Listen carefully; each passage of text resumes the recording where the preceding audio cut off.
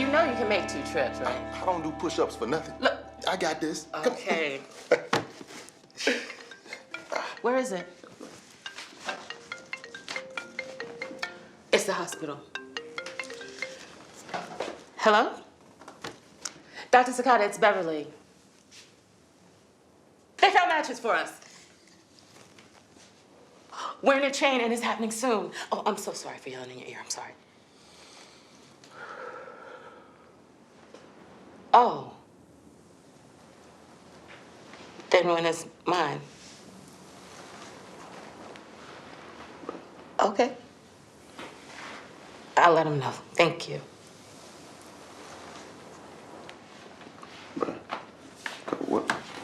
What's the matter? What's the matter?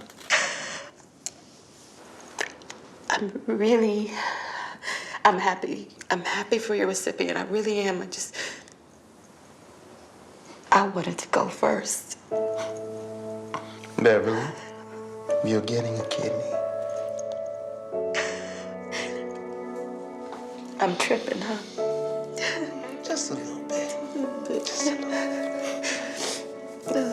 Okay. It's really happening. Thank you. Thank you so much for doing all of this for me. Love is a verb. So is this. And it seemed when I found out I was going first off, I was like, all right, let's get this party on the road. You know, let's go. Let's get this show on the road. But I also knew my wife. I knew how, I was like, okay, I know she's anxious and she wants to get it done as well. But we're doing this for you, babe. We're doing this for you. And I honestly do not think that was it was definitely not a hesitation. It was like, oh, we can do this tomorrow? Oh, okay, I'll be back on my feet in however many weeks. Your turn is next. Let's get this going.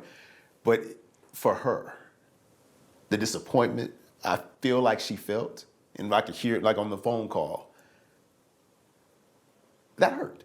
As an actor, finding that place of knowing I need this medical procedure, there's nothing I can do in the meantime, but try and take care of myself.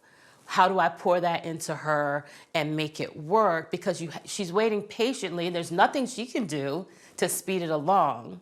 And thinking, okay, well, I will get a kidney, but who's gonna have to suffer for me to get the kidney? There's that weight as well. It was a lot to handle, just not being in control of your own life, basically. You're waiting for someone else so you can live.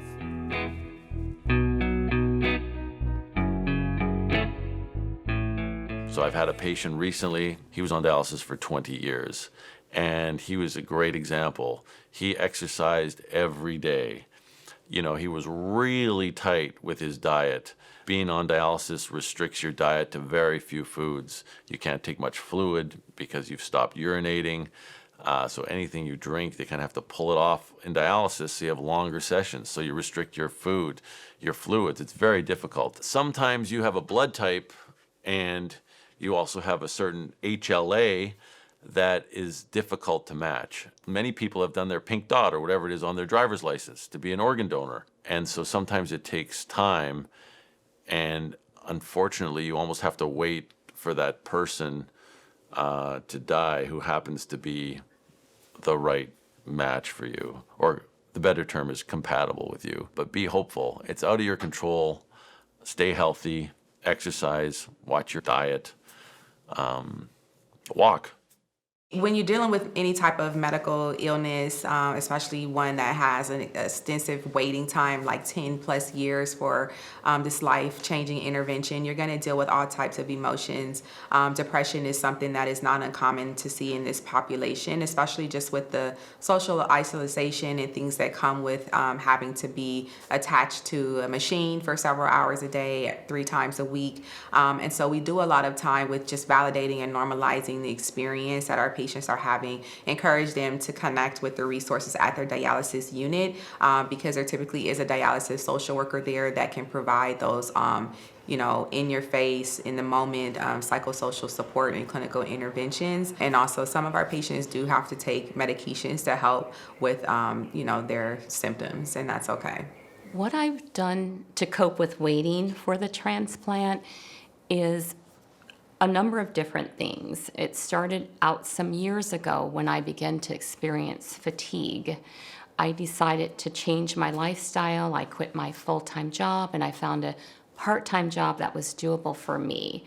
I sought out education with how I should be eating to increase my energy and to be healthy. Part of my life is based in faith, so that is something that I lean on, prayer and faith.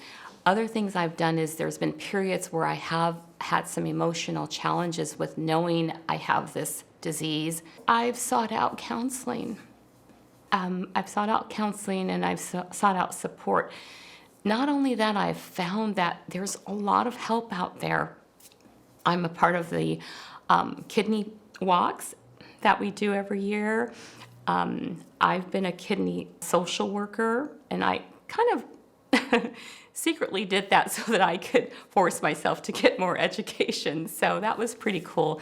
So I've found a lot of supports within the community to help with dealing with prospects of a future transplant and with kidney disease. I had been on the list for over 3 years, and when I finally got that call, I actually was in dialysis. I never forget, it was a Monday morning.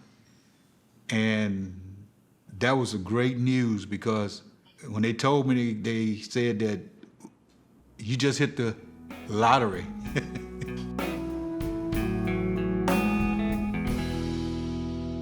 I started feeling terrible.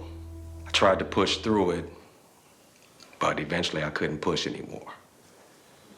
Landed myself in the hospital. Bam! Kidney failure. And I had the audacity to be surprised. I didn't think it could happen to me. I felt like my body betrayed me. But really, I betrayed myself. I became angry, depressed. I didn't feel like I deserved a transplant because I shouldn't have let it get this bad in the first place. I was just gonna live out the rest of my days as the Lord saw fit to give them to me. I said that to my wife. She said that was the stupidest thing she'd ever heard. We put so much work into what he was saying because so many people feel like who have kidney failure feel like they don't deserve to have a transplant. And his wife and daughter rallied around him. And then afterwards, you know, he had such a great experience in having the transplant and got the pep back in his step and everything. I just feel like there's a lot of people that when they hear that are gonna identify with it. The way I really approach Lillian Nunn's character and being this educator and this peer educator and knowing that I got to play an actual living donor, being an actual living donor, I really kind of channeled all of the dreams that I wanted to do in the community of transplantation. I knew in my life that I wanted to be a part of this world in some way outside of just donating a kidney. So with Lillian, I just got to bring my spirit to it. Like, look, anything that you do in life, when it comes with a little bit of, they're taking an organ out of my body, putting it in somebody else, my body, my mind, my soul had to adjust to that. So Lily and I just feel like we were really, really close. It wasn't a stretch for me because it's something I'd always wanted to do. And so my approach to her was, how can I bring light to this subject? Light to this group, light to the people that get to hear this story. How do I bring light? And that's really what I wanted to do.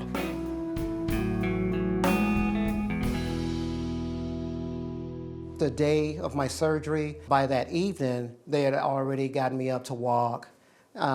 You know, it was just around the corridor of the hospital. The day after that, I went to a hotel. I stayed there, so I would walk around walk into the room, walk around the room and out in the courtyard. And so I just didn't get out of surgery and just sit down and just stayed there in a seat for, my recovery period. I was doing 3-mile walks 2 weeks after my surgery. I haven't really felt pain or anything.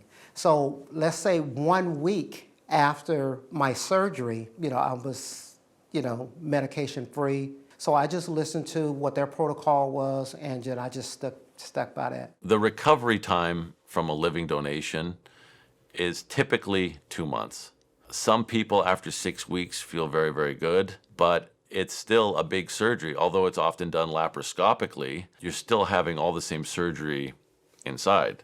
So you're still clamping the renal artery, the renal vein, the ureter. You know, you're taking down all the attachments of the kidney. This is all happening inside your belly. That used to be done open. Now it's done laparoscopic, where you basically have smaller incisions on your skin, but the surgery is a big deal underneath there. Now, people can go home often the next day. They feel rough for about a week, I would say, but to fully recover is 6 to 8 weeks. After Tracy donated, I think the main thing that I needed to do, which was hardly anything, was that Tracy couldn't lift things above 5 pounds. And so I would do the things that he might normally do, like taking out the trash or lifting his backpack. So it was really nothing. It was very, very simple, the post-surgical piece. It gave us an opportunity to kind of enhance the relationship a little bit more too. I can't wait to my opportunity to be her caregiver. And that's, as part of the voucher program too. They won't even, ask her to come in for a transplant until I'm totally healed. And so I'll be her caregiver. So she gave me tips on how to care for her as well. So I did love the TLC. In the preparation before you donate, you have an opportunity to talk with a therapist. And you also have an opportunity to talk to your doctor. Like, my biggest worry was that, I was gonna have to change my life, but also the scar. I really was like, oh my God, the scar. Because back then, they would cut your whole side open. So I have a scar that's about this big. But in that, and all of my fears, my doctor, like I said, was amazing. And he answered all of my questions, was like, look, you can live a really normal life. There are 4% of people in the world that are actually born with only one kidney. Your other kidney is going to grow, and it is going to do the work for both of your kidneys. With living with one kidney, what's that process look like? For any kidney donor, hydration is key. We want to make sure what we're putting in our bodies is going to sustain that kidney for the rest of my life. Take care of your body.